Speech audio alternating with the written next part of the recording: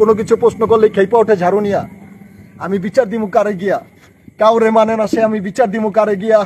নারায়ণগঞ্জে ঘুমন্ত স্বামীর গোপনাঙ্গ কেটে ফেলার অভিযোগ উঠেছে তার স্ত্রীর বিরুদ্ধে।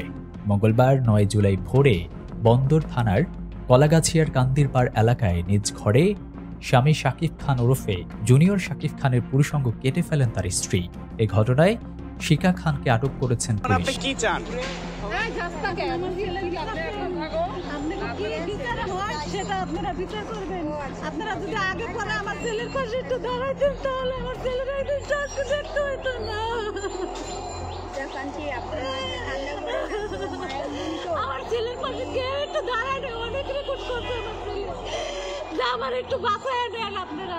বিষয়টি নিশ্চিত করেছে মদনগঞ্জ ফাঁড়ির উপপরিদর্শক রাজু আহমেদ।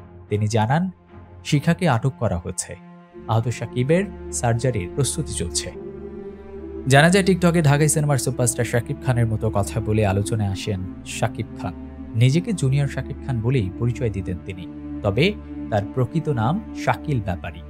মাদারীপুর জেলার বাজিতপুর এলাকায় মিন্টু ব্যাপারীর ছেলে। অন্যদিকে স্ত্রী শিখা খান বন্দর উপজেলা কলাগাছিয়া ইউনিয়নের কান্দিরপাড় এলাকায় জুম্মন খানের মেয়ে। শাকিব এবং শিখার এর আগেও একাধিক বিয়ে হয়েছে। এ ব্যাপারে মদনগঞ্জ ফাঁড়ির এসআই রাজু আহমেদ বলেন, জরুরি সেবা 999-এ ফোন পেয়ে আমরা ঘটনাস্থলে যাই। সেখানে আলোচিত টিকটকার সাকিবকে রক্তাক্ত অবস্থায় বিছানার উপর পাওয়া যায়। গোপনাঙ্গ কেটে ফেলায় তার প্রচুর রক্তক্ষরণ হচ্ছিল। কেটে ফেলা গোপনাঙ্গের অংশ শিখার কাছ থেকে উদ্ধার করা হয়। আহত অবস্থায় উদ্ধার করে সাকিবকে সঙ্গে সঙ্গে বন্দর উপজেলা স্বাস্থ্য কমপ্লেক্সে নিয়ে যাওয়া হয়।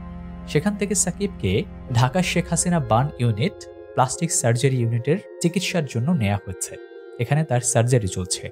অভিযুক্ত শিখা খানকে আটক করে বন্দর থানায় হস্তান্তর করা হয়েছে। এই ঘটনায় আইনগত ব্যবস্থা প্রক্রিয়াধীন রয়েছে।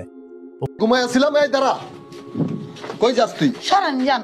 হ্যাঁ, সব কথা আপনার বলতেইব।